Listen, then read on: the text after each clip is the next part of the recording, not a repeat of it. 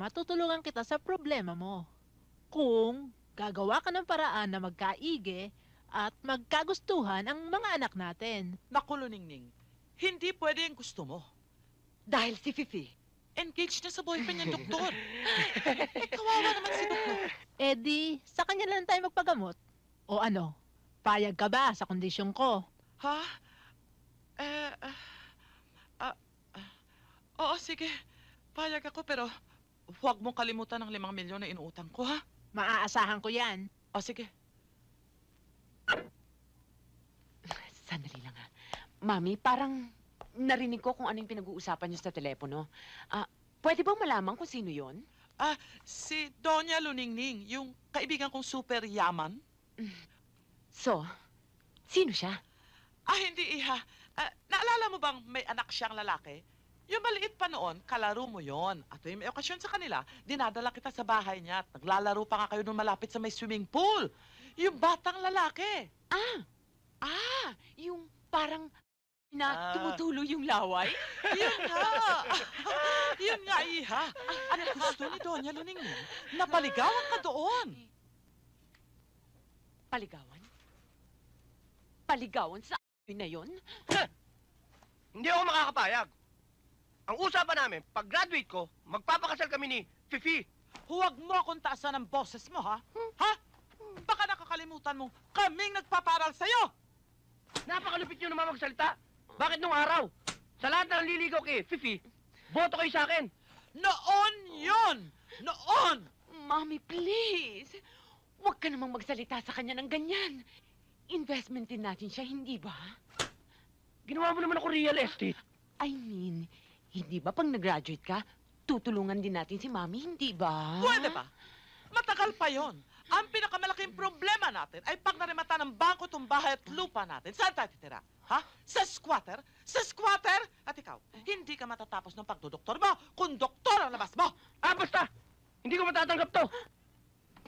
Alam mo, kung minsan parang naiisip ko. Nagsisisi na yata si Cindy sa akin eh. Bakit naman siya magsisisi? Di ba sumumpa siya sa hirap at ginhawa? Tama yun. Kaya mo pare, makakahanap ka rin ng magandang trabaho, di ba? Oo. Ayos Darating yan. yun. Relax lang. Toast. Hi, Tom. Hi, Bel. Hi. Ano yung dala mo? Ito? Gatas. Para sa anak mo? Hindi. Ito yung nilalagay ko sa bathtub.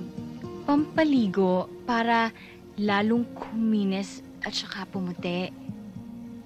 Ikaw, baka gusto mong subukan para lalong kang kuminis at pumuti. Ha? Wala kaming bathtub eh. Kami meron. Pwede mo yung gamitin anytime. Thank you na lang. O sige. Good night, ha?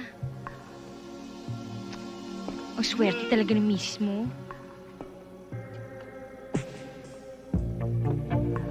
Pwede mo na akong gamitin. Ha? Ang bathtub. Pengi pang ang gatas? Wala na laman yung bathtub.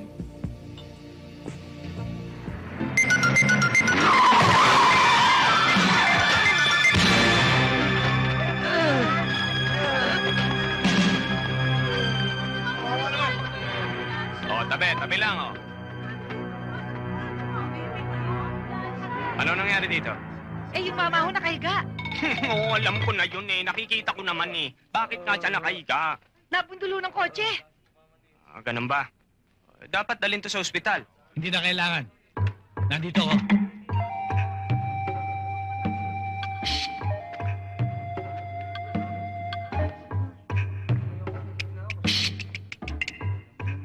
Ano nangyari dito? Doktor, Doktor. Doktor. Ayon kay Lola, nabundol itong mamang to nung coaching yon.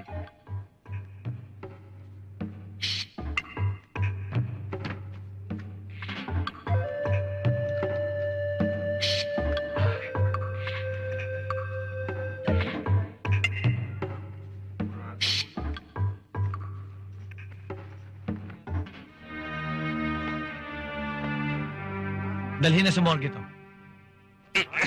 Sino nakapatay dito? Hindi ko napatay yan. Hindi naman patay kanina yan eh. Pues, patay na siya ngayon. Ano? Lasing ka, no? Hindi ho, sir. Hindi ho ako manginginom, sir. Nga. Uminom ka, lasing ka. Hindi ho ako manginginom, sir. Mula pagkabata, hindi ako umiinom, Hindi ka umiinom. Hindi ho. Bangag ka eh.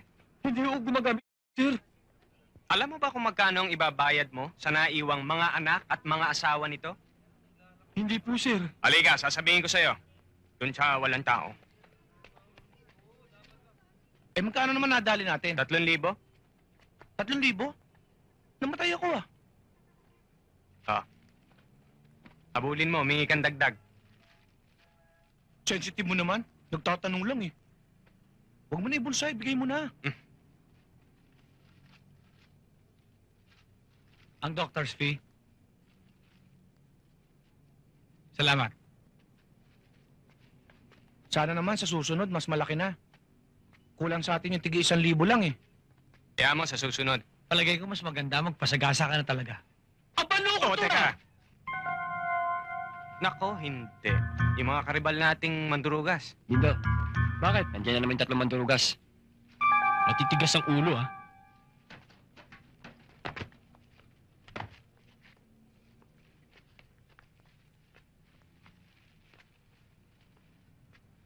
Nasa kondisyon ka ba? Umuwi na lang tayo. Sige. Teka. Bakit atras? Ha? Para tayo hindi solid yan eh. Ang sabi niyo sa akin, dito tayo dadaan. Masabi, walang bawian. Touch mo. Meron ka ng ganito, ha? Tara.